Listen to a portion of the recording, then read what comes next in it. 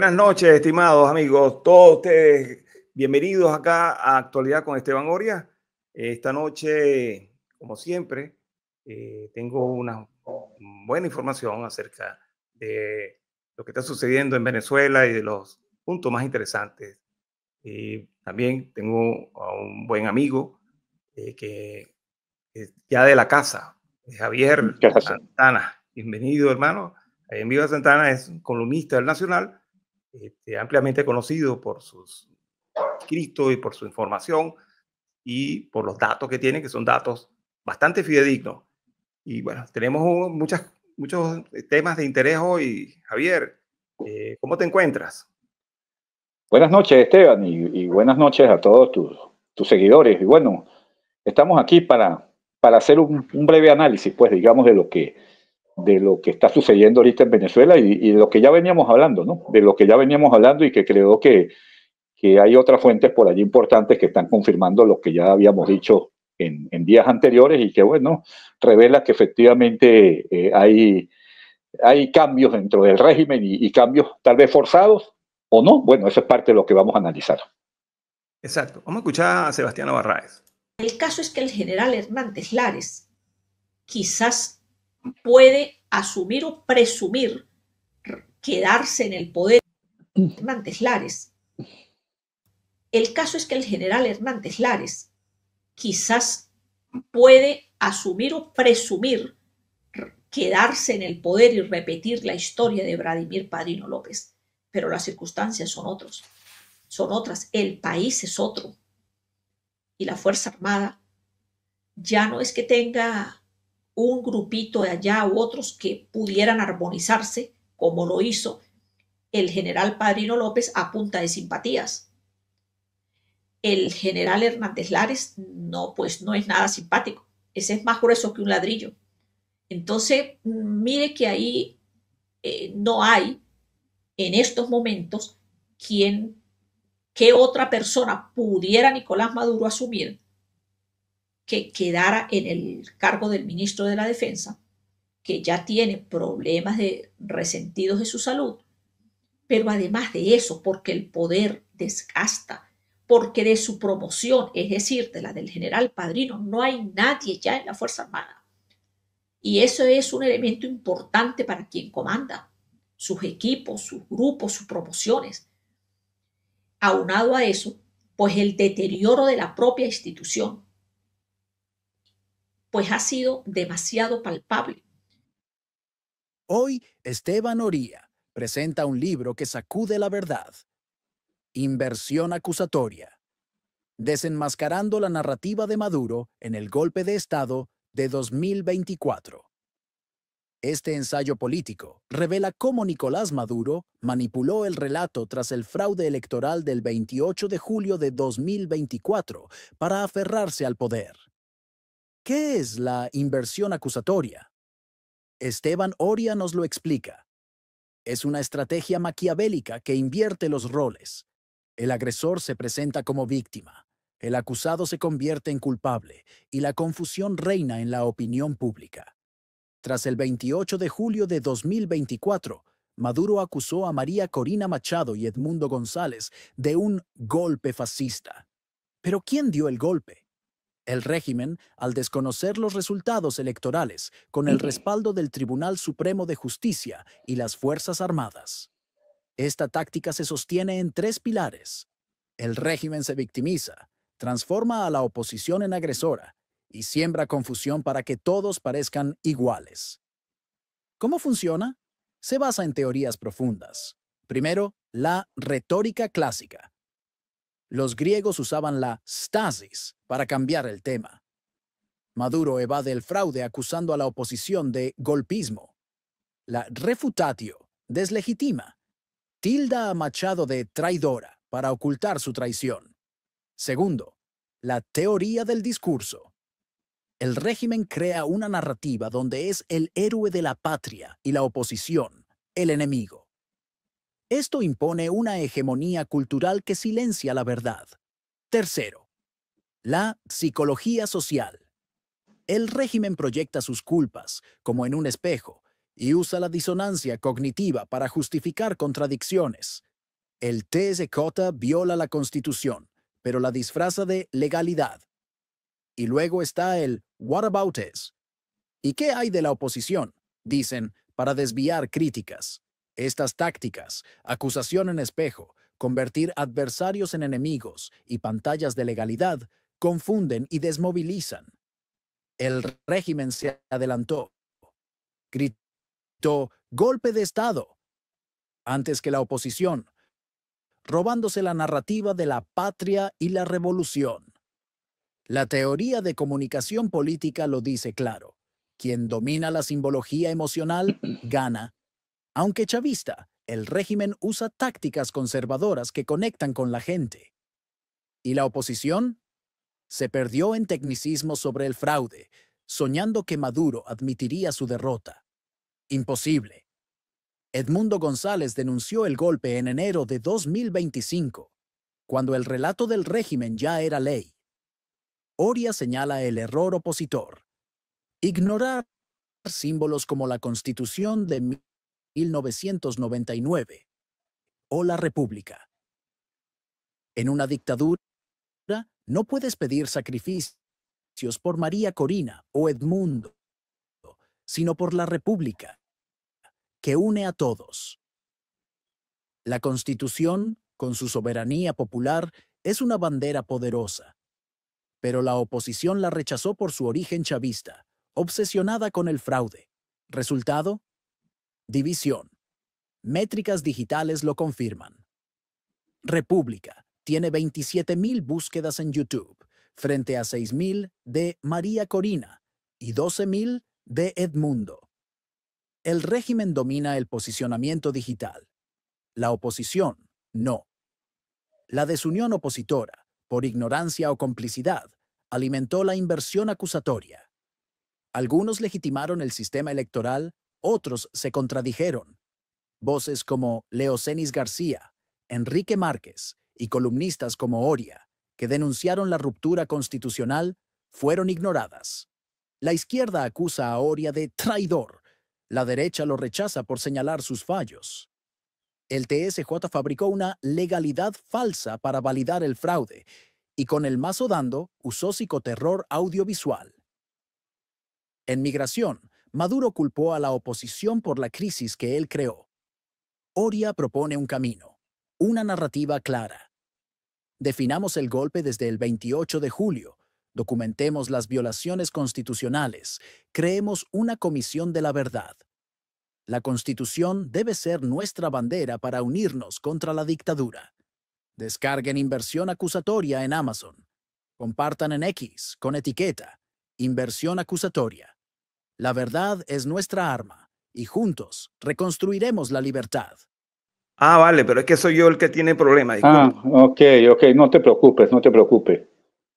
¿Me escuchaste? Bueno, pero...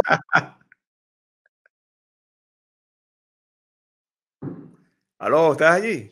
Sí, ahora sí estoy ahí, te estoy escuchando bien.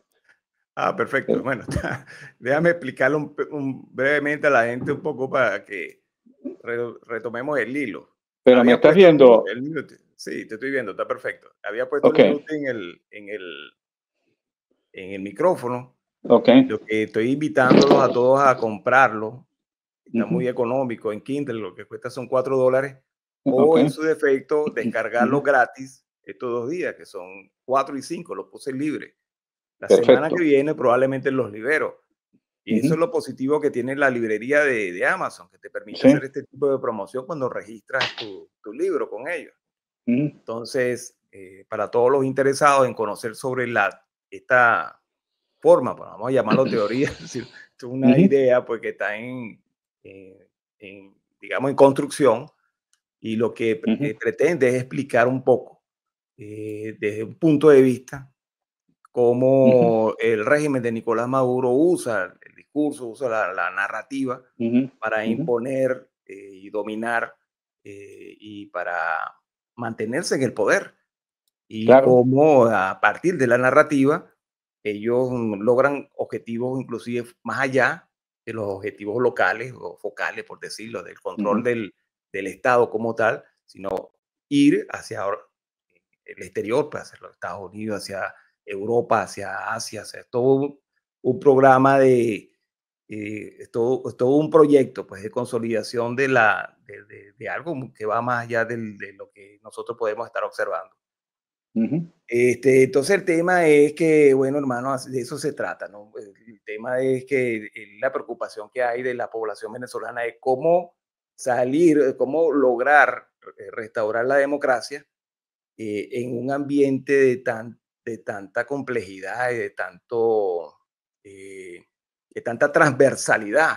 Para mí el régimen de Nicolás es un régimen que ha estado usando prácticamente o ha aprendido, vamos a decirlo así, de los errores de las dictaduras del pasado y ha tomado buenas lecciones con un fin macabro, que es consolidarse. Pues.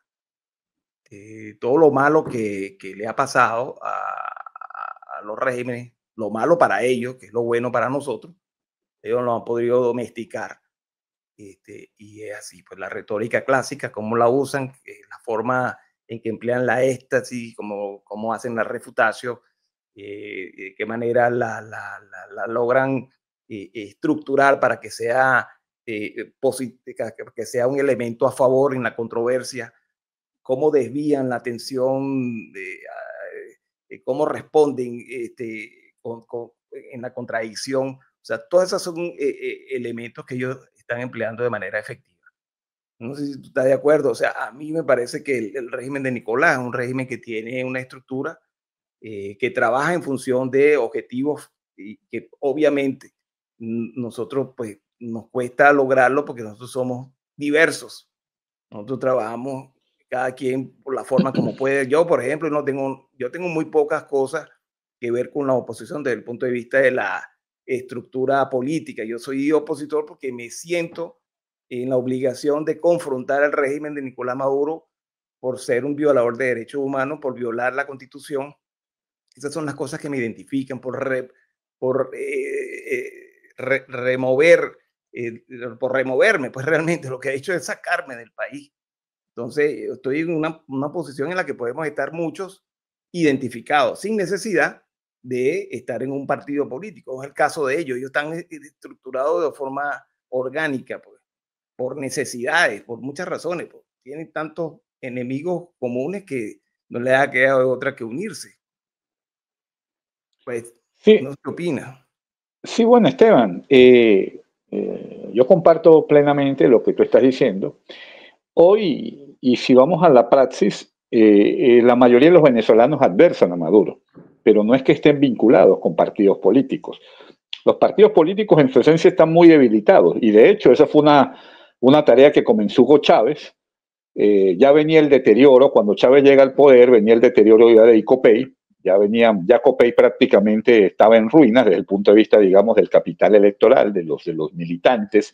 Después vino Acción Democrática, fallecieron esos partidos, comenzaron una nueva suerte de partidos políticos, recuerdo aquel partido Primero Justicia, en aquellas elecciones de 2000 que lograron 5 alcaldías, todas las del este de Caracas.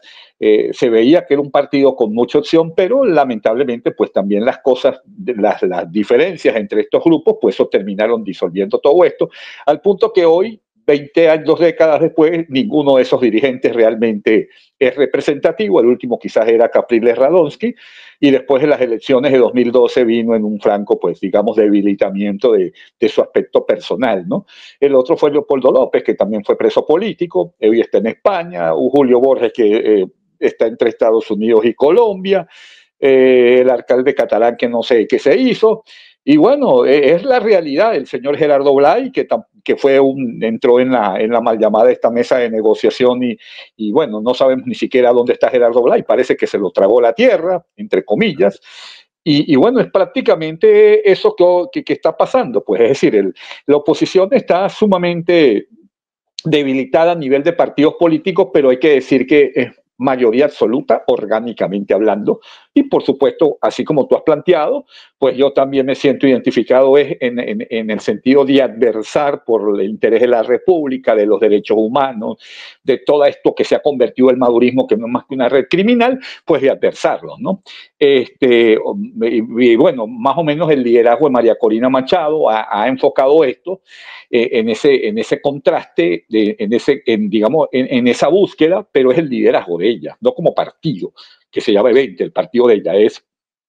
Y el problema de toda oposición en cualquier país es que necesitas una cabeza visible para que se pueda darle margen orgánico a todo esto, ¿no? Entonces, bueno, más allá de todos esos contrastes, pues por supuesto lo que tú decías de los errores que ha cometido el madurismo, porque yo sí soy del principio de que el chavismo derivó en el madurismo y diosdadismo que estamos teniendo ahorita. Porque el chavismo todo giraba en torno de Chávez. El madurismo y diosdadismo ya es otra cosa. Es decir, aquí hay aunque se vea Maduro como cúpula, la realidad es que ahí hay un montón de grupos alrededor que hacen lo que les da la gana.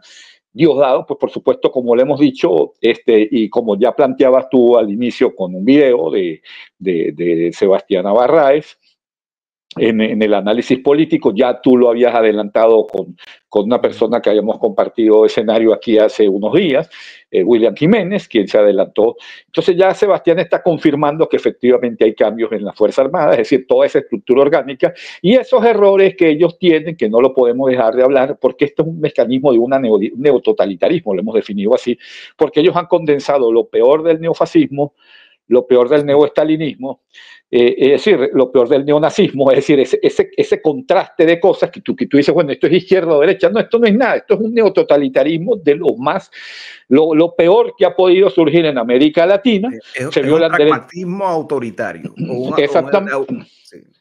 Que le sirva para ser autoritario. Exactamente, es decir, ellos no están viendo aquí que o sea, no hay un gobierno más neonazista que este. Por ejemplo, o sea, aquí públicamente aparecen mensajes en las redes diciendo, mensajes sionistas, donde dicen hay que acabar con Israel. Eso lo dice el madurismo y diosdadismo, pero a ellos no les importa después hablar de fascismo. No, que la ley contra el odio, que dicen que es una ley contra el fascismo. Aquí no hay nadie más fascista que ustedes con las posturas que habilitan. Permanente. Exactamente, entonces, o sea, ellos lo único que utilizan es la retórica, digamos, la basofia verbal para poder, pues, mantener a sus seguidores allí, pero que cada vez son menos, porque entonces, en todo este contexto, pues, lo que vemos es partidos políticos debilitados, una gran oposición que está, pues, por supuesto, luchando con lo que puede, dirigida por una líder que está en la clandestinidad y un presidente electo que está en el exilio. Y bueno, mientras tanto, el mismo gobierno se debilita y tiene que llegar a campos como los que está ocurriendo ahorita a nivel del Ministerio de la Defensa.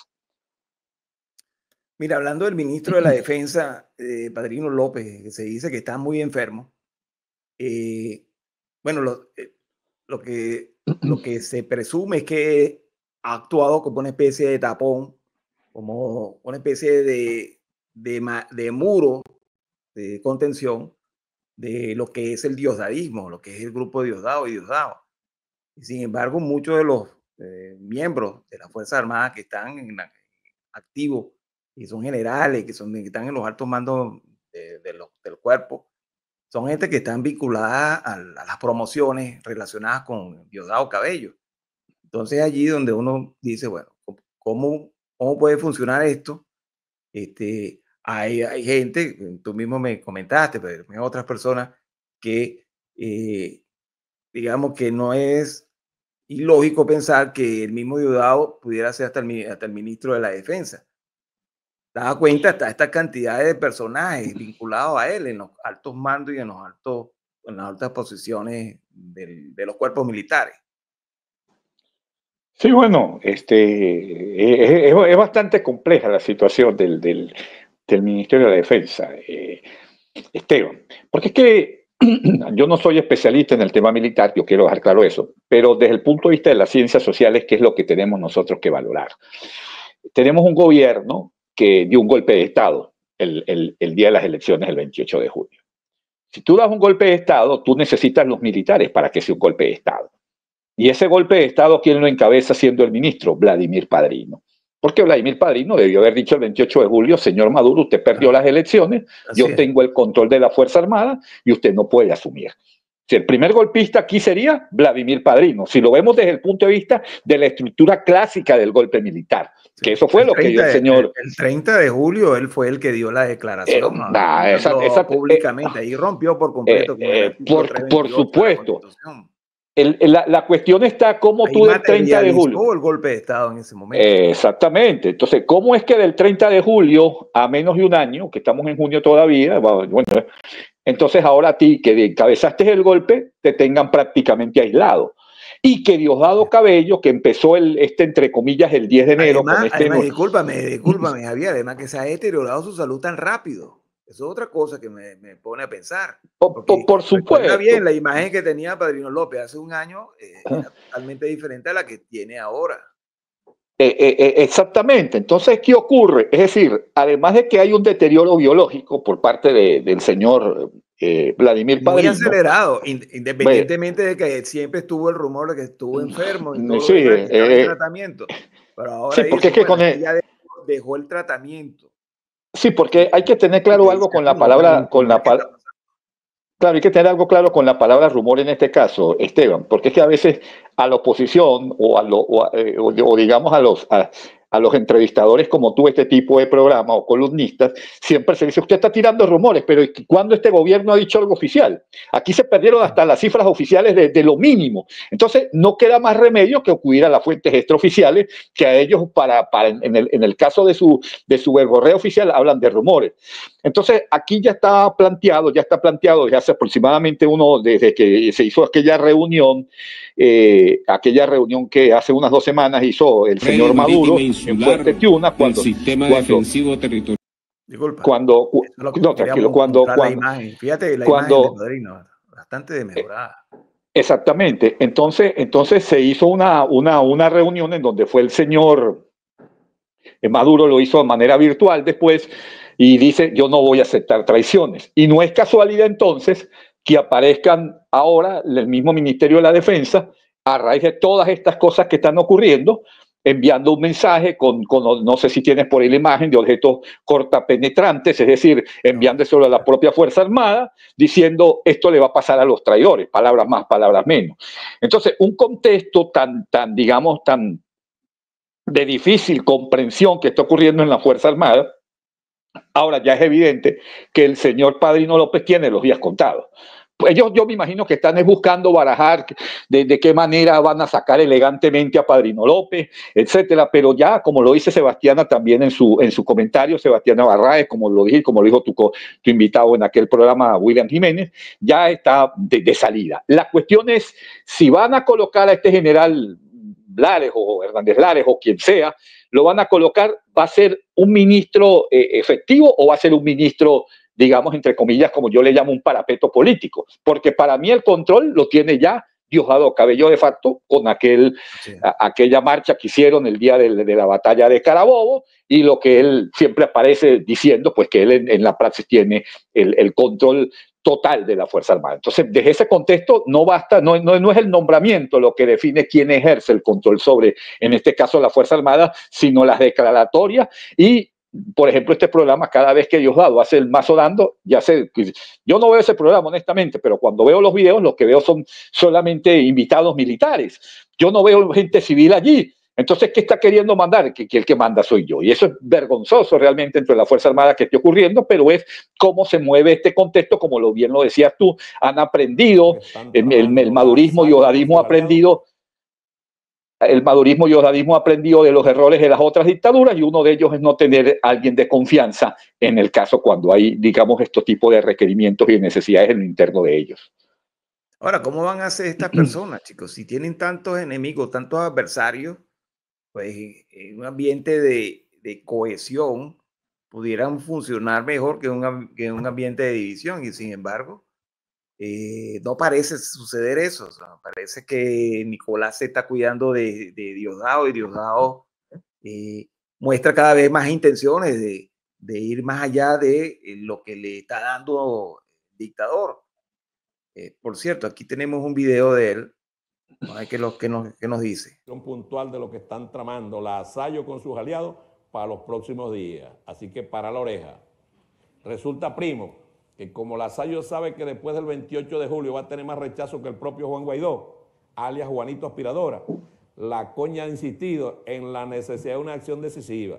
Por eso le pidió a su padre político Álvaro Uribe, alias El Paraco, y a su jefe financiero Marco Rubio, alias Líder Marco, que la ayuden a echar el resto. Es decir, a jugársela toda para prender un verguero en el país y al mismo tiempo apretar desde afuera para buscar que Lazayo llame al quiebre final. Diosdado, en una conversación que está grabada, Uribe le dijo a Lazayo que tiene que cambiar el formato, que ellos no pueden seguir perdiendo armamento, droga y gente, porque el policía de tu amigo los tiene a monte. Cada vez que intentan una acción, nos tiene a monte cada vez que intentan una acción. Primo, Uribe también le dijo a Lazayo que harían este último intento con sus recursos, pero si esta vez no funcionaba, ella tenía que pedirle a Marco Rubio que comenzara a aportar a la causa porque si no lo iban a quebrar. Mentira, se tiene plata que jode. Hermano, el Paraco Uribe le pidió al comandante Alfa 1 del campamento paramilitar que agilizara la operación Júpiter, como la denominaron en honor a Uribe, porque el coño se cree el dios romano del cielo y el trueno. Primo, para esta operación el objetivo es buscar una reacción militar, por eso los principales puntos a atacar son la base aérea Rafael Urdaneta en Maracaibo, la base naval Almirante José Padilla, eso es punto fijo, ¿eh?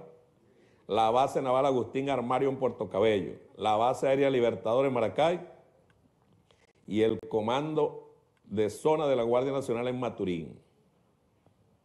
Primo, para crear el verguero los coños necesitan introducir explosivos y armamento, pero como tu amigo el ministro los tiene secos, que por donde se meten les cae. Esta vez van a intentar meter los insumos por vía terrestre desde Colombia, camuflados en cargamentos de alimentos y materiales de construcción.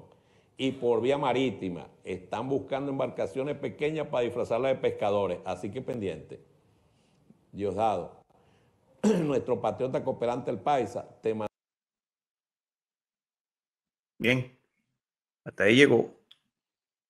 Bueno, aquí lo que estamos viendo es el uso de una planta de televisión completa, porque estamos hablando de un programa de televisión que es una herramienta de propaganda y de guerra comunicacional. Es lo que hay.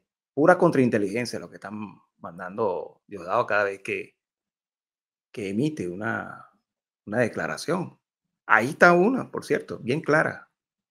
Un evento de conspiración que se le adjudica a alguien que está en la clandestinidad. Está claro que no tiene ninguna forma de ir más allá de lo que está haciendo. Sin embargo, todo lo está ampliando él en un marco en donde son ellos los que tienen el control de las Fuerzas Armadas. Ellos son los que están controlando la situación. La pregunta, Esteban, que yo me hago aquí, este es un gobierno que desde que empezó Hugo Chávez ha estado siempre con la misma retórica. El golpe de Estado. Si tú revisas, tú puedes hacer un programa, te recomiendo que hagas un programa año por año, un poco como lo que se ve a veces de Maduro, que este va a ser el año de la recuperación económica y nunca llega. Es el mismo discurso, todos los años es el discurso del golpe de Estado. Golpe de Estado, atentado terrorista. Entonces, como un país, ¿cómo puede vivir un país así? Porque ojo, y esto es un mensaje también para el pueblo colombiano, que le tenemos mucho afecto, que es lo que está repitiendo Petro ahorita. Entonces, es decir, estos conceptos, este tipo de gobierno, tienen esa retórica y siempre es el mismo, porque los únicos que hablan de golpe de Estado son Maduro y Cabello, y por ahí sale Jorge Rodríguez una que otra vez. Pero tú no ves jamás nadie, un ministro no puede hablar de golpe de Estado, salvo que sea para ayer el presidente dijo tal cosa, porque son figuras que son decorativas en este contexto. Entonces, mi pregunta es la siguiente, Esteban. ¿Cómo puede un gobierno decir que van a llegar inversiones internacionales, que va a generar bienestar a la población, cuando todos los días está diciendo que hay un golpe de Estado, que va a haber atentados terroristas, que van a entrar explosivos, armas, etcétera? Un gobierno así se está creando, inclusive lo que está demostrando es que lo menos que tiene es estabilidad política, porque tú no puedes estar viviendo toda la vida, o sea, tú no puedes estar todos los días con esta retórica, Esteban. Ni países en guerra hacen eso. Por eso, esto es un absurdo. Tú no puedes estar todos los días diciendo hay un golpe de Estado, hay un terrorismo, van a meter explosivos. Pero y lo irónico de todo esto, Esteban, es que a la postre no hay atentados terroristas en ninguna parte explotan, ni que sea un traqui-traqui, eso no existe. En Colombia sí, todos los días hay el ELN y la FARC están explotando y hay muertos, y hay militares muertos, y hay civiles muertos. Pero aquí eso no ocurre. Entonces, más bien ellos lo que hacen es terminar de autodesestabilizarse con esta retórica. Porque a la final lo que tú tienes es una guerra, es una suerte, y esto sería bueno para un análisis profundo desde el punto de vista epistemológico, Esteban. Aquí lo que hay es una suerte de guerra civil confrontada, no armada, entre un grupo militar que tiene las armas para reprender a una población, para atracar a una población, para perseguir a una población, y una oposición diezmada en este momento dirigida por una líder como es María Corina Machado, porque el presidente está en el exilio, y que simplemente lo que tiene es la amenaza contra la resistencia. Pudiéramos definir en esa dialéctica lo que está ocurriendo ahorita. Amenaza contra resistencia. Y eso a la postre lo que está terminando es de liquidar el poco engranaje socioeconómico que queda en el país, porque aumenta la migración, aumentan los problemas sociales, la destrucción de la educación, la destrucción de la salud, los servicios públicos que están prácticamente en ruinas, y por supuesto la propia crisis económica que acaba incluso Bloomberg de sacar el último informe de salarios mínimos, en donde estamos en el último lugar de todo el contexto de América Latina. Entonces este señor Diosdado Cabello, él simplemente lo que tiene es ese control. Por cierto, Esteban, es bueno aquí decir a propósito de todo esto que está el señor Diosdado Cabello, hace 2 días, el día de ayer hubo una aeronave de estas de última generación, se estrelló en Honduras, en el sector Gracias a Dios, y le encontraron, además que fallecieron, pues, por supuesto, sus ocupantes, tenía 400 kilogramos de cocaína, que despegaron, porque esa era la ruta, es decir, el avión despegó del aeropuerto abandonado que está en San Fernando de Apure, que lo que ha quedado es para ese tipo de marramucia. Entonces, ¿cómo tú justificas que todo este contexto de lo que dice este señor, cuando la realidad es que Venezuela solamente está integrada desde el punto de vista por esa cúpula y está hacia lo demás está totalmente desintegrada? Esta es la realidad geopolítica que está viendo hoy este señor, y que todos los días, todos los miércoles este señor es el mismo discurso: terrorismo, preso, etcétera. Hasta un señor de 72 años, el yerno del mismo presidente electo, se lo acaba de llevar preso, dice ese programa. Imagínese usted, válgame Dios, que tenía contactos con el FBI. O sea, esto son cosas de verdad ya alucinantes. Son cosas alucinantes, Esteban. O sea, alucinantes, y solamente lo que hacen es con el sentido de generar mayor. Noticia bomba. Es una cosa tenebrosa. Noticia bomba. Diosdado Cabello lanza una grave acusación. Señala a Rafael Tudares, yerno del presidente electo Edmundo González Urrutia, de ser enlace del FBI. Asegura que su detención no fue arbitraria, sino parte de una operación de contraespionaje. Hasta ahora, no se han mostrado pruebas, ni se conoce el paradero de Tudares, lo que genera alarmas sobre su integridad y la legalidad del proceso. Ha demostrado que el FBI juega abiertamente y en contra de nuestro país. Entonces mi prima Mariana se hace la loca. Ella sabe muy bien que el esposo está preso por precisamente ser un enlace del FBI en Venezuela. Discúlpame, tengo que decirlo, él no es ninguna mansa paloma. Bueno. Ahí está hablando Diosdado del tema precisamente del yerno del presidente. Y eso se trata, todos los días hay un invento nuevo, ¿no? Exactamente, Esteban. Entonces, un gobierno que vive de la retórica es un país que está condenado digamos, ya lo que le queda al país es la autoexclusión. Fíjate bien, y concatenando esto, si me permites, por favor, ¿qué acaba de hacer Jorge Rodríguez en la Asamblea Nacional? Porque son tantas las violaciones de derechos humanos, Esteban, los presos políticos aumentan, aquí los desaparecen de una manera, o sea, en otro país, ok, tú vas preso, muy bien, usted me está metiendo preso, de acuerdo, porque yo violé la norma, yo violé la ley, lo que usted quiera, Pero ¿cómo usted me va a negar? De desaparecer a la gente. De esa manera. Exactamente. Entonces nadie sabe ni siquiera dónde están los periodistas presos, los políticos presos, como ellos le llaman. Y todo esto compagina pues un gran conjunto de presos políticos en este sistema. Y entonces, ¿qué hace la ONU? La ONU, el señor Volker Türk, llega y saca su informe de derechos humanos, como está ante, por supuesto, los países correspondientes, y dice, mire, señores de Venezuela, ustedes tienen estas violaciones, tienen estos presos políticos. ¿Y qué hace el señor Jorge Rodríguez? Vamos a salirnos de esa, entre comillas, ¿no? basofia, no colocar la palabra vulgar, de Oficina de Derechos Humanos, hasta que salga el señor Volker Türk. Y lo más irónico, incluso exhortan al señor Tarek William Saad para que le inicie una investigación penal. Y bueno, eso, de verdad que son cosas ya que trastocan. Para defender sus derechos humanos. Este señor todavía estaba Míralo acá, en una oficina con aire acondicionado, trabajando muy desmejorado, desde su casa y viajando por el mundo con viáticos de miles, de decenas de miles de dólares. Él y el equipo de él. Para no hablar del comité de expertos de la ONU, todos son unos esbirros, hablan igual como habla la extrema derecha. Cuando hablan de presos políticos en Venezuela, mencionan a las personas detenidas por intentar magnicidio, operación Gedeón, mercenarios, personas que han asaltado cuarteles, que han asesinado a sangre fría. Ellos los llaman presos políticos. Todos debieran renunciar. Y el pueblo los hará renunciar. El mundo entero tiene que hacer una campaña mundial para su renuncia. Es vergonzoso. No, el nivel. Incluso lo irónico es que aquí sí, las únicas pruebas que hay de asesinato las ha hecho el mismo gobierno, con los presos políticos que han muerto. El señor que arrojaron por la ventana hace unos años de uno de estos centros y una de estas torres que estaban allí donde tenían a ellos como presos políticos. Entonces, o sea, ¿cómo tú vienes en este contexto? O sea, el gobierno, la retórica de ellos es contrario a lo que ellos hacen, totalmente y de manera absoluta. Lo único que le falta a este gobierno de desmentir es decir, nuestro salario es el más alto de América Latina, como aquella retórica que tenía Hugo Chávez. Es decir, este contraste... Es la acusación en espejo, hermano. Claro, exactamente. Lo que ellos en la oposición, en los críticos, las mismas acciones por las que deberían ser juzgados ellos mismos. Entonces, exactamente, esa es la gran realidad de todo esto. No la represión, sino que ellos acusan a la oposición de generar la violencia.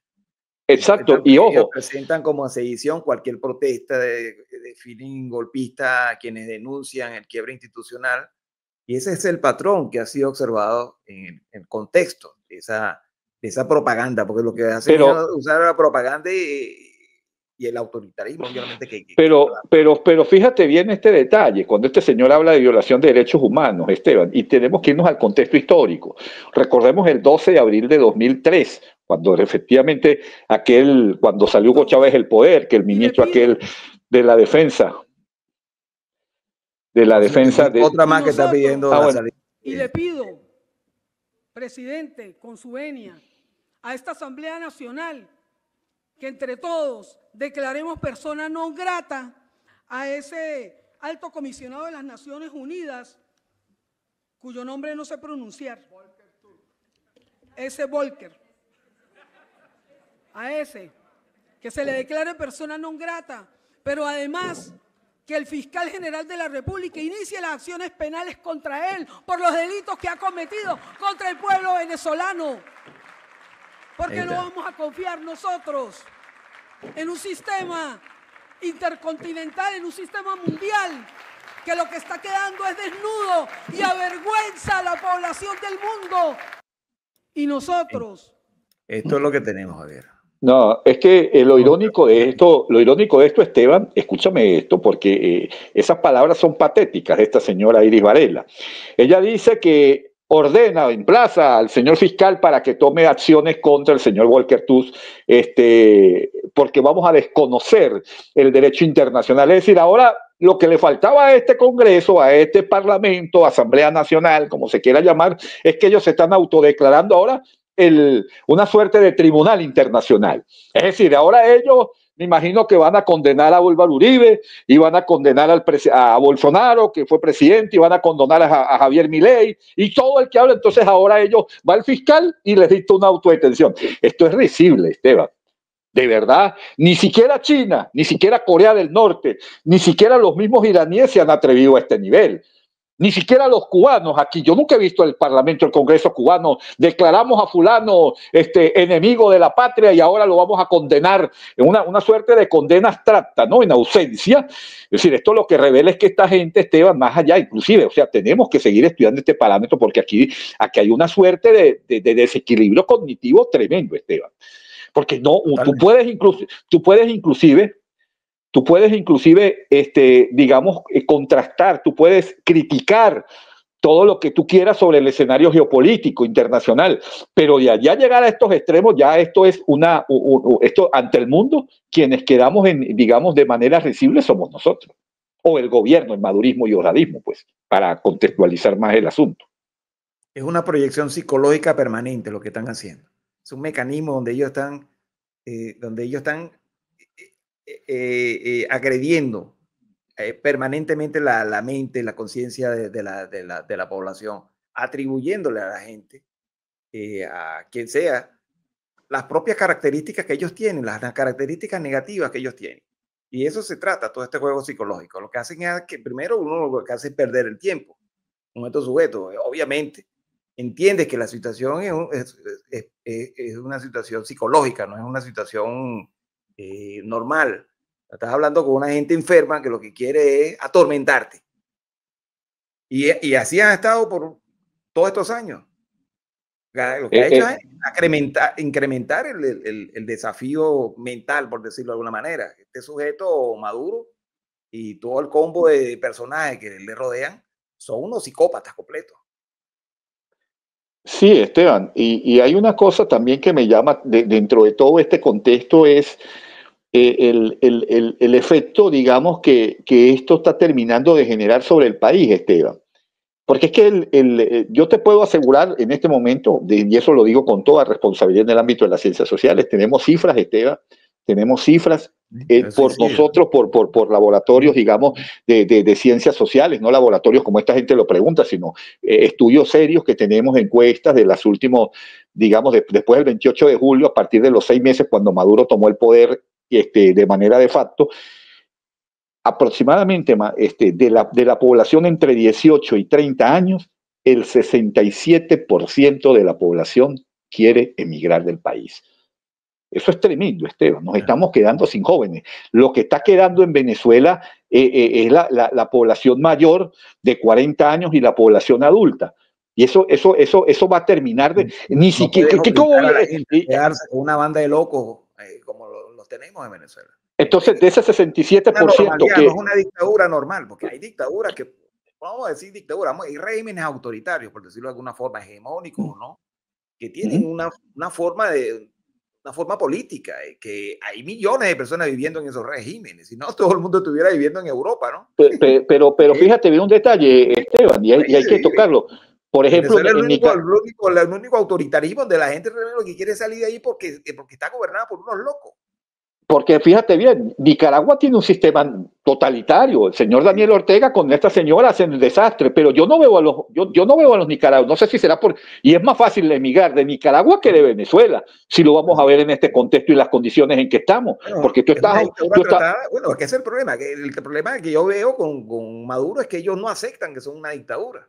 Ellos intentan venderle a la gente de alguna manera que son un régimen normal, pero a la final, que es la contradicción que tienen tan grave y tan grande, que los lleva a cometer esos tremendos errores.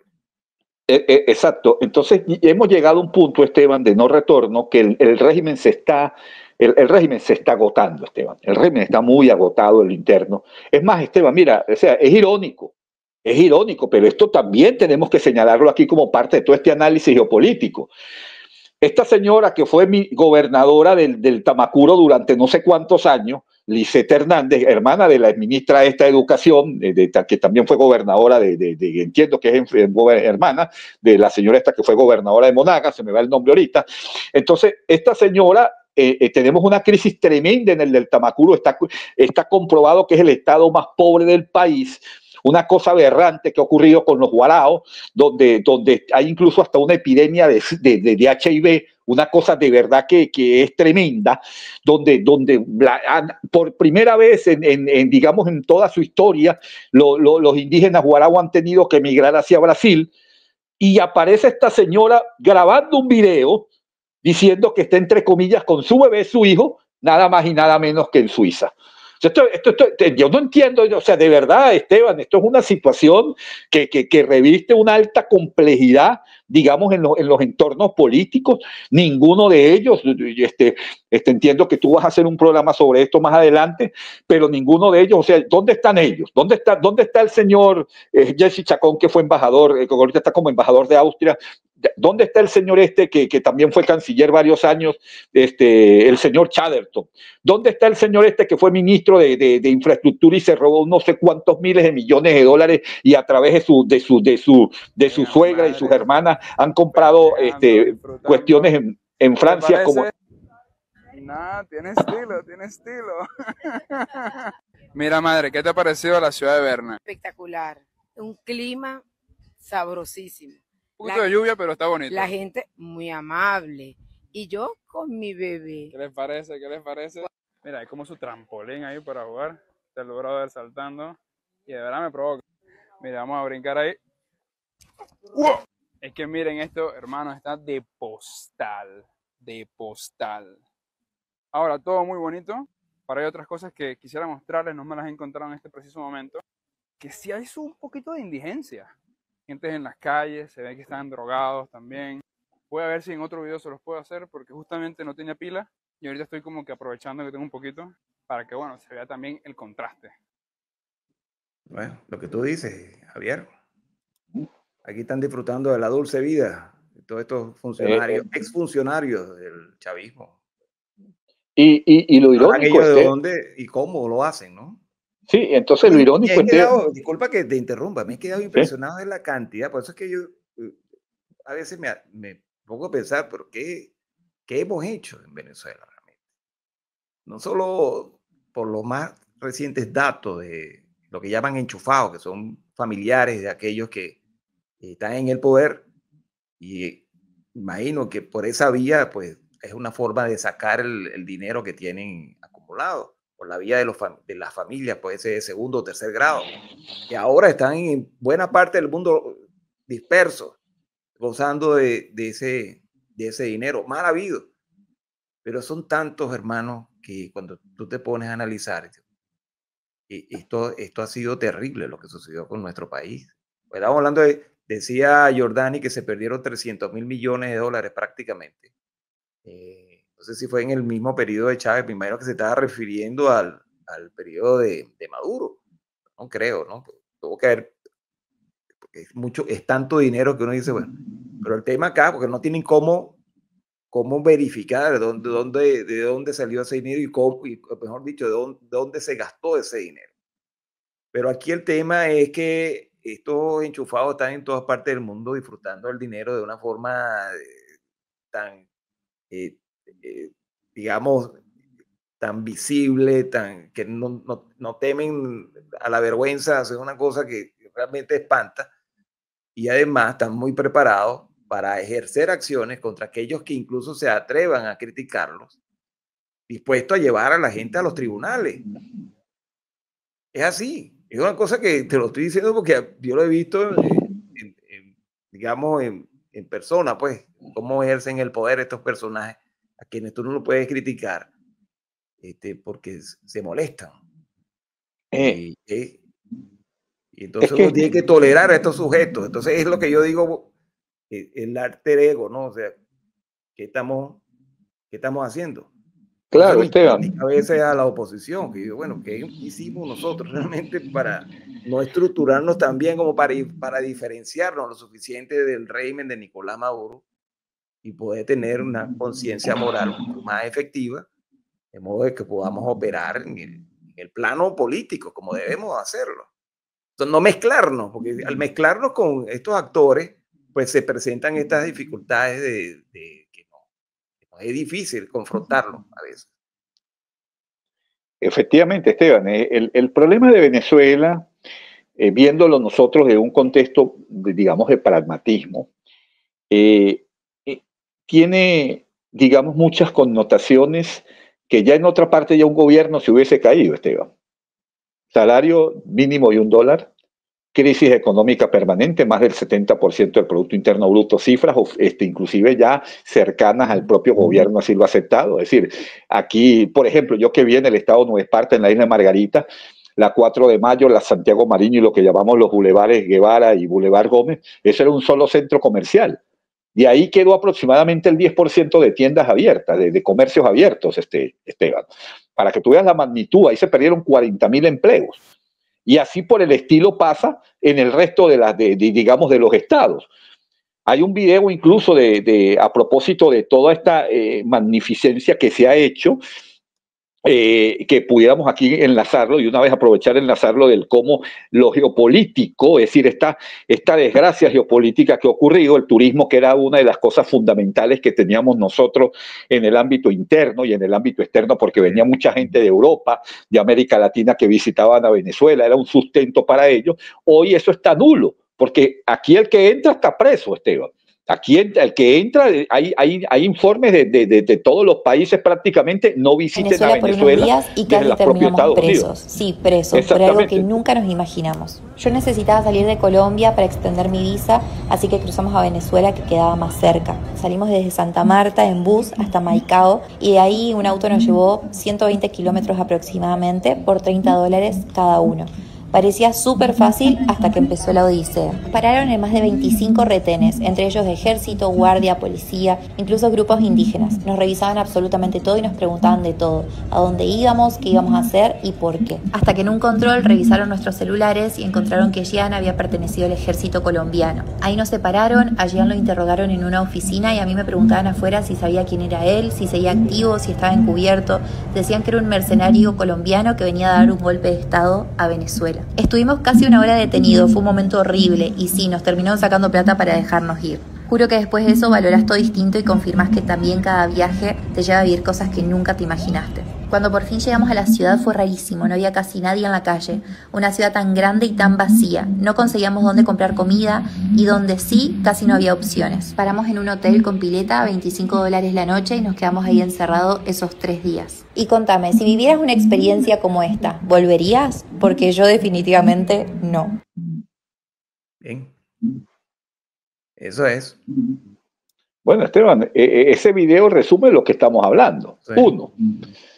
Violación, digamos, desde el punto de vista geopolítico a los derechos internacionales. Es decir, aquí el que entra está preso. Ella misma dice que vivieron una odisea porque inclusive le revisaron sus teléfonos y el señor era militar o estaba vinculado a lo militar en el pasado con Colombia y imagínate un militar, una persona que va con un bolso, Esteban. Y entonces después la acusaron de que él era un esbirro, que él iba a dar un golpe de Estado, un terrorista. Pero ¿dónde están las armas? Si yo lo que estoy entrando es con ropa, pues usted debería entrar, tiene que entrar. Una persona le va a dar un golpe de Estado al régimen. Dos, ver entonces aquí cómo es la matraca desde el punto de vista de que aquí es una extorsión absolutamente a todo el mundo, es decir, no hay posibilidades alguna de que alguien se salve. Eso pues por supuesto elimina cualquier posibilidad del turismo nacional y el turismo internacional en este caso, porque ellos estaban entrando desde Colombia a Venezuela. Y 3, o sea, la crisis económica tremenda, que ella misma dice, el Maracaibo, una ciudad tan enorme, tan grande, y es prácticamente un pueblo fantasma. Esa es la relación y por supuesto, la retórica permanente de golpe de Estado, de terrorismo. Todo el extranjero que llega aquí a Venezuela es un terrorista, viene a dar un golpe de Estado, es un infiltrado del FBI. Entonces, ¿cómo un país puede...? Entonces, lo que decíamos, en otro contexto, y reafirmo lo que tú decías al principio, de cómo ellos han aprendido de los otros sistemas totalitarios, de las otras dictaduras, porque en otra parte ya este gobierno se hubiese caído, de facto, automático. Pero ¿qué es lo que han hecho ellos? Es decir, ellos asesinan, ellos han puesto preso a todo el mundo, es decir, a las cabezas, han eliminado de facto la protesta social. Aquí si sale un grupo de 3 o 4 personas, inmediatamente ya pueden ser detenidos, te detienen entre comillas sin orden judicial, te allanan tu casa.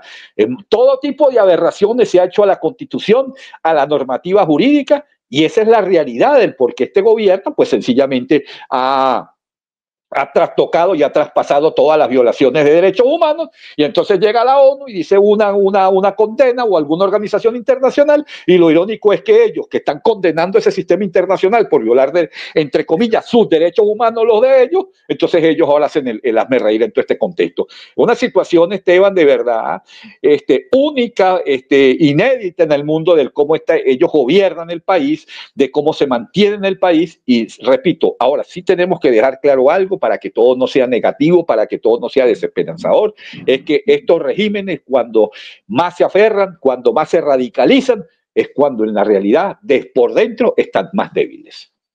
Sí, ahí se nota que están en la desesperación completa. Déjame bajarle un poco acá de volumen a esto. A mí, yo te digo algo, el medio que están usando para lograr todos estos objetivos es un medio totalmente psicológico. Ellos están implementando de manera permanente la deflexión sistemática.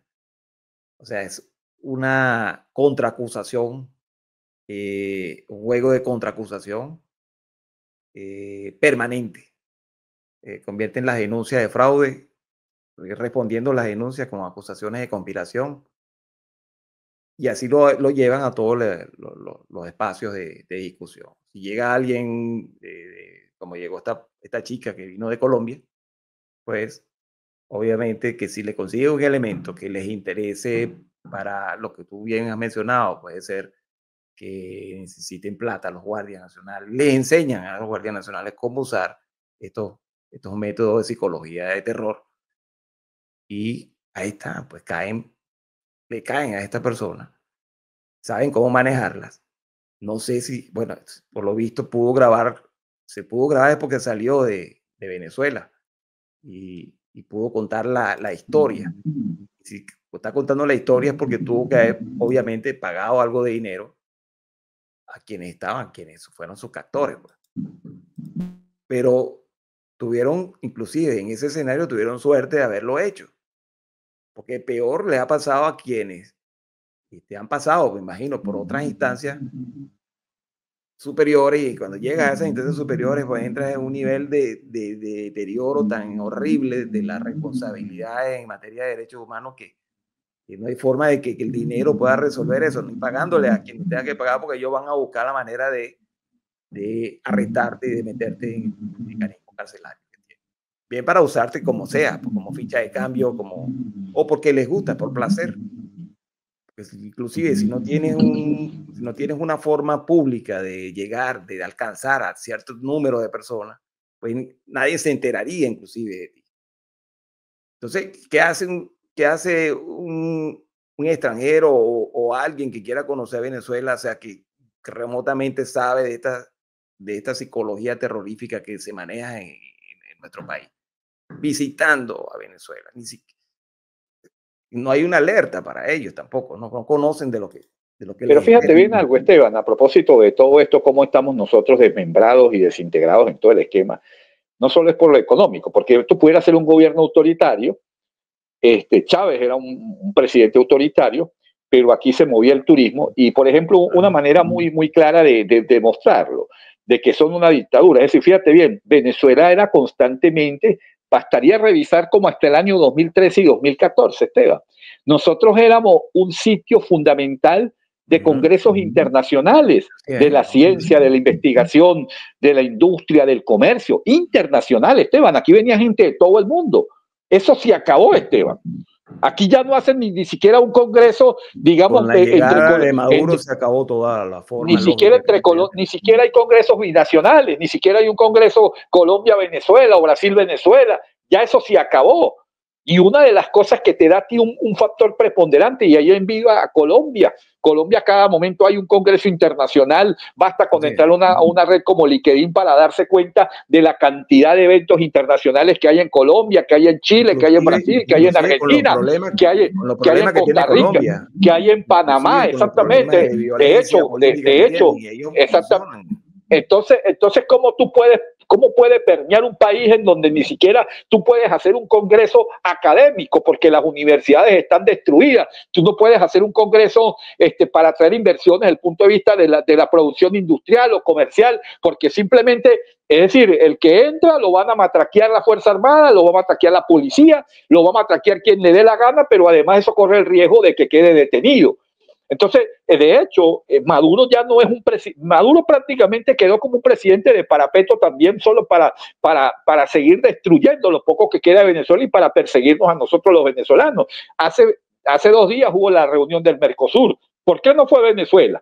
Era una buena oportunidad para decirle, señor Milei, usted es un dictador, usted está abogando al pueblo en lo económico. ¿Por qué no va? Pues, ¿por qué no hacen ese contexto?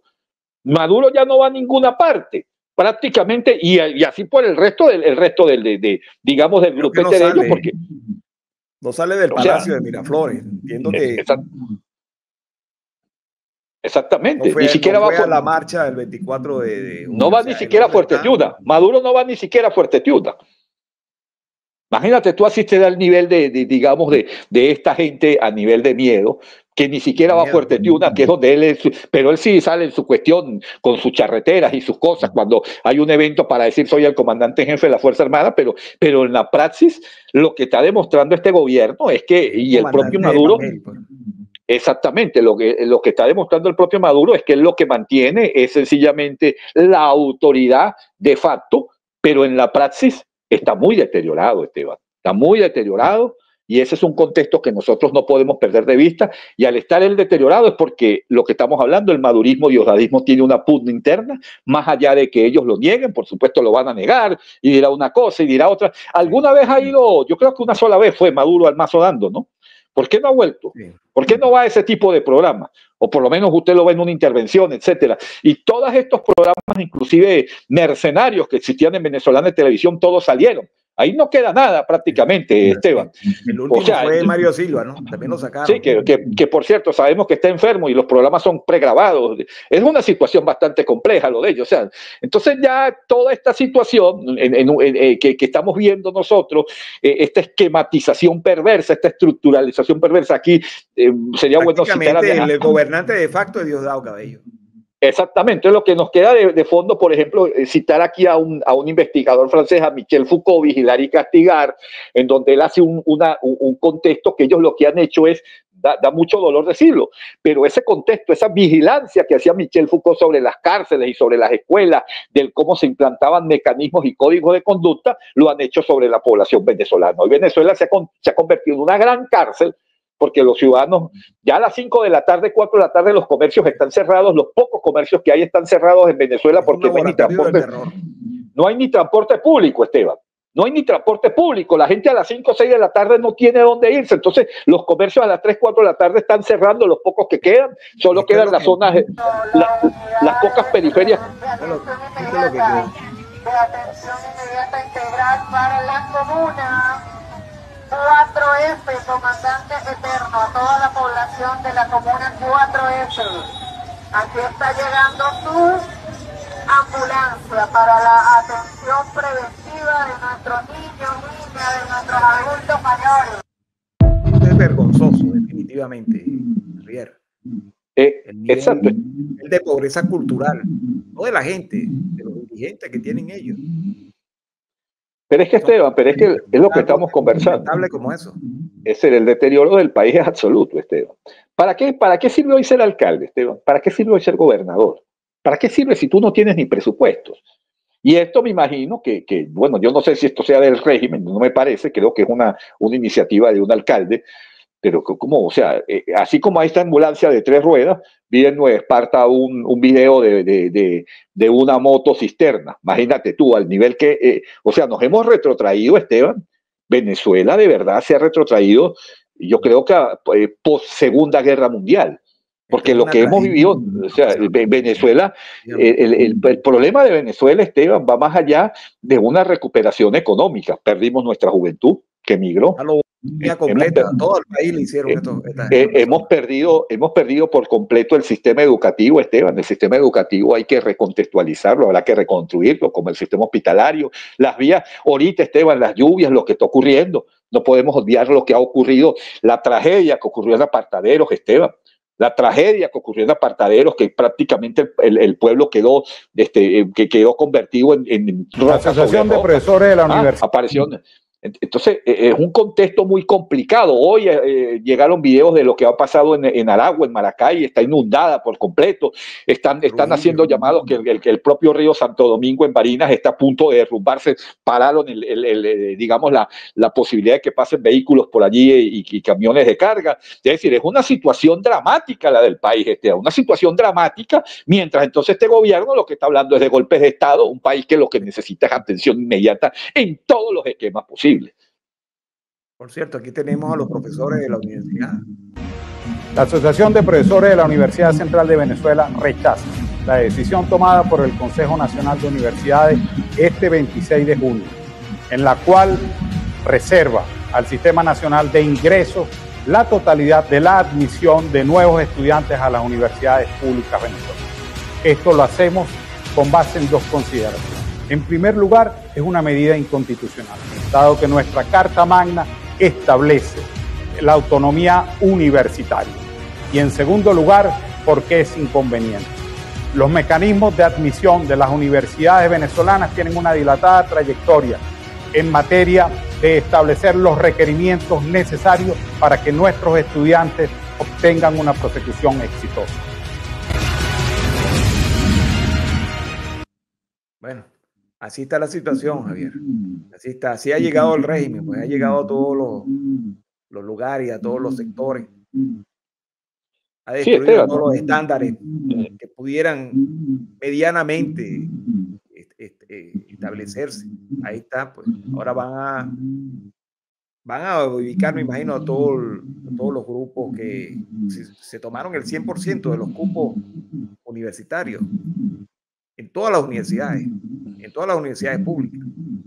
Ahora, obviamente ellos no van a respetar ninguna norma constitucional porque ya han destruido la Constitución. Entonces, apelar a que el régimen respete la Constitución es decir, prácticamente la nada, porque la han destruido a un nivel superior, inclusive, el Estado completo. Entonces, los profesores y los alumnos de las universidades, lo que les queda es discutir realmente qué pueden hacer ante la situación real que tienen. Y si lo discuten, se meten en un gravísimo problema. A mí siempre me preocupó desde un principio, cuando se produjo lo de la ruptura constitucional con Maduro el 28 de julio, siempre me llamó la atención porque nunca se abrió un debate en las escuelas, sobre todo en las escuelas que tienen relación con estos temas de la Escuela de Ciencias Políticas, la Escuela de Derecho, el ámbito constitucional, porque hubo una ruptura obvia y continuada. O sea, cada poder del Estado rompió la Constitución. Pues. Fue que Maduro le pidió a cada uno que demostrara su apego y su apoyo hacia el proyecto que tiene, y lo hicieron. Y esperaba, pues, en lo personal, que por lo menos la Escuela de Ciencias Políticas se pronunciara. Vamos a abrir un debate, pues. Quizás no un golpe de Estado, pero vamos a estudiar qué pasó allí, por miedo, ¿no? Por evitar una represalia y todo lo demás, pero la academia debe estar por encima, pues, de todas estas cosas. Pues lo tenemos que hacer desde el exilio, pues, obviamente, no con el mismo nivel, con la misma fortaleza desde el punto de vista académico. Se trata de actores individuales y no de una academia como tal. Pero ahí está la consecuencia, evitar el estado de facto, o sea, evitar la calificación de dictadura o de lo que sea, que signifique lo que es Maduro, que para nosotros está bien claro, es un estado de facto, no va a significar que ellos no actúen como tal dentro de las mismas universidades, y lo están haciendo. Yo quiero hacer un hincapié aquí, ¿no? El régimen lo que pretende es tomar por asalto con sus grupos de estudiantes, entregar los cupos para que entonces protesten a lo que quedan de rectores, de profesores, etcétera. Pero ¿qué va a ocurrir con esto, Esteban? Al tomar el régimen de facto los cupos de admisión, la migración juvenil, la migración va a aumentar. Porque es que, por ejemplo, una de las cosas que ha sobrellevado la migración y que es muy reconocida en el exterior son nuestros egresados de las universidades nacionales. Tú ves médicos, tú ves ingenieros, tú ves arquitectos, tú ves profesores, es decir, tú ves bioanalistas, tú ves una gama de gente que ha emigrado y que está colocado en posiciones de acuerdo con su factor profesional. Pero tú no ves que digan un médico integral comunitario, un profesor egresado de eso que llamaban ellos las misiones, esté trabajando de los que han emigrado. No, porque esos títulos no los reconocen. Los países ven su esquema, ven de dónde, en qué universidad es que tú te graduaste y ahí empiezan los procesos de validación. Pero para esta gente no existe y no va a existir. Esto lo que va a generar es que en el año 2000, Dios quiera que acabemos con esta dictadura lo más pronto posible, este neototalitarismo, pero entonces los que están ingresando a partir del año 2025, esa gente no le van a validar títulos.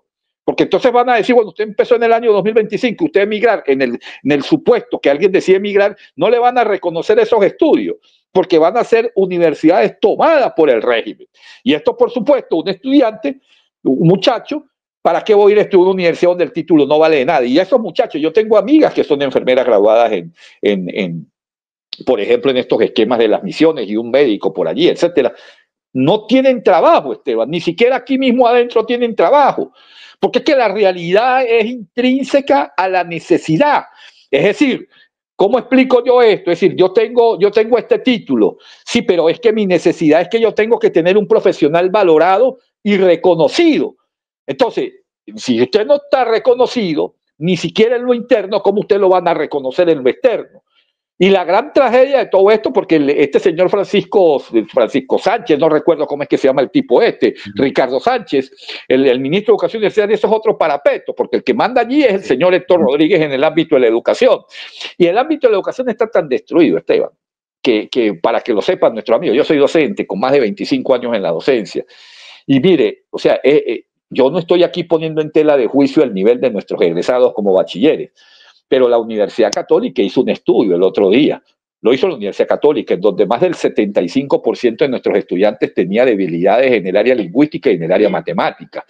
Y entonces tú ves los boletines de estos muchachos que se están graduando, Esteban, y la mayoría tiene 18, 19 y 20. Es decir, acabaron hasta con los procesos de coevaluación. Entonces, ¿qué pasa? Esa es la excusa que tienen para meter a toda su generación, su grupo, esos muchachos, algunos tal vez en su buena fe, Esteban, porque no podemos tampoco esquematizar aquí de que un joven de 15, 16, 17 años está pegado al madurismo, a lo mejor no, pero son jóvenes que van a pasar directo, van a seguramente a sobresaturar las universidades que no tienen ni siquiera presupuesto, universidades que no tienen ni baños, Esteban, no tienen laboratorios, no tienen sistema de informática. La Universidad Oriente está destruida en su infraestructura en un 92, 93%. Lo que medio recuperaron fue el aula magna de la UCB con el techo y eso fue lo que hicieron. La UCB tenía una extensión en Aragua, está destruida, Esteban. Tiene una extensión en Río Chico, por ejemplo, la Universidad Pedagógica Experimental Libertador, que está destruida. Y así todas las extensiones que fueron creándose de las universidades nacionales no funcionan. La Universidad Oriente, 4 sedes, Nueva Esparta, Sucre, Bolívar y Anzoátegui, y Monagas, perdón. Entonces todo esto está acabado por completo. ¿Y qué haces tú con sobresaturos? Es más, esos muchachos no van ni a ir, porque es que no hay ni comedor en las universidades, Esteban. ¿Y cómo tú vas a ir donde tú no tienes transporte, tú no tienes comedor? Es decir, esto en la praxis, esto no es más que una operación política para meter a sus grupetes, entre comillas, los más visibles, pero realmente la universidad en Venezuela, hoy en día, el sistema de educación universitaria está prácticamente destruido. Y esa es una realidad que nos duele mucho y que, bueno, es producto de todos estos desmanes y sin recursos, Esteban, porque ¿quién nos va a financiar? ¿Qué hacen que lleguen los chinos y nos den 20 computadoras? Eso soluciona el problema. ¿Qué llega a hacer algo? Maduro dice que hay $10.000 para que hagan 3 baños o 2 baños. O sea, discúlpame los términos que utilizar, 2 posetas y 2 lavamanos. Eso no llega a ninguna parte. El problema de fondo aquí es hacer un plan completo de recuperación económica, de recuperación asistencial con los hospitales, de recuperación de nuestra vialidad, de nuestra recuperación del sentido estricto de las cosas que necesitan las instituciones que han sido devoradas. De la UDO. Bueno, exactamente. Entonces es una cosa de verdad, o sea, no hay matiz para definir el desastre que se... Entonces todo está concatenado, Esteban. Es decir, no hay posibilidad que tú recuperes un país cuando todas sus articulaciones están rotas y la principal es la educación. Porque de la educación, ese muchacho empieza a trabajar, va formándose, está teniendo, no hay sistema de becas, darán 2 o 3 becas nada más para decir que existe. Es decir, la praxis de la educación está completamente destruida. Nosotros hicimos un presupuesto el otro día, Esteban, se necesitan, para las universidades nacionales se necesitan 20.000 millones de dólares para recuperarlas. Todas estas universidades, la Central, la UC, Universidad de Carabobo, recuperar la Universidad de los Andes, recuperar la Universidad de Oriente, recuperar la Universidad del Zulia, necesitan 20.000 millones de dólares, y para recuperar los planteles y los liceos necesitamos más o menos 10.000 millones de dólares. Se necesitan 30.000 millones de dólares para recuperar la infraestructura educativa en todos los ámbitos. Entonces, ¿con qué tú lo vas a recuperar? Claro. O sea, ¿cómo tú piensas realmente con meter unos estudiantes forzadamente para terminar de asaltar las universidades? Y lo más grave, el nivel salarial que tienen los docentes. O sea, no hay nadie ya en la docencia, Esteban. Ya realmente yo no tengo cifras porque yo no soy responsable 40, para lanzar $40, $60, tengo entendido. Exacto, pero yo no soy responsable para decir en el nivel de las cifras del déficit docente que tenemos hoy en Venezuela. Pero yo aquí estoy especulando, pero yo creo que tenemos un déficit superior al 50% en todo. No hay profesores de matemáticas, no hay profesores de química, no hay profesores de física, no hay profesores de inglés, no hay profesores de castellano.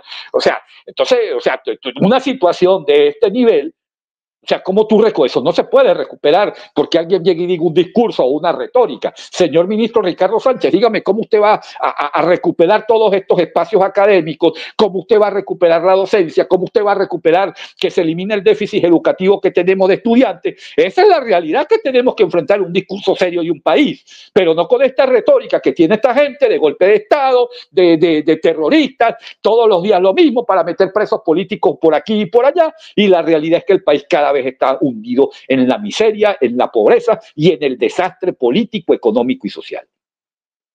Bueno, Javier, hemos llegado al final del programa, chicos. De verdad, encantado de tenerte con nosotros. Y gracias. Vamos a seguir con estos comentarios, con estos análisis. No quería terminar esto sin mostrarte la imagen de esta niña. Tú bien sabes lo que le pasó, simplemente porque escribió por WhatsApp. Le metieron 10 años de cárcel a ella. O sea, cosa tenebrosa lo que está haciendo el régimen de Nicolás Maduro. Quiero ampliar este tema contigo en una próxima entrega. Pero sí me gustaría un comentario muy breve de parte tuya sobre esta situación que le está pasando a esta niña, para después irnos al cierre. Bueno, Esteban, como venezolano uno le huele mucho, Esteban. Nosotros nos huele mucho los presos políticos del país. Hay un gobernador muy afecto conmigo que es mi amigo, Alfredo Díaz, gobernador de Nueva Esparta, que está preso también, otro preso político por el cual pido yo su liberación. El profesor Tarazona, que también es mi amigo, está preso. Y están presos muchas figuras. Aquí no nos daría el programa para nombrar toda la gente, Esteban.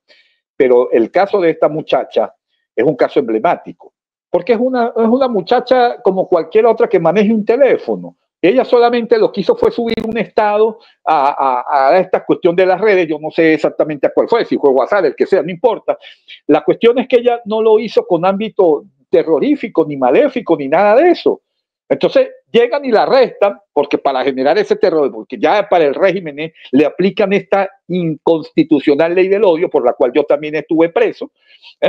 Entonces no hay nada más perverso lo que ahora utilizan juicio expreso, entre comillas, y entonces condenada a 10 años. Esto es una aberración, Esteban, desde el punto de vista humano, desde el punto de vista ético.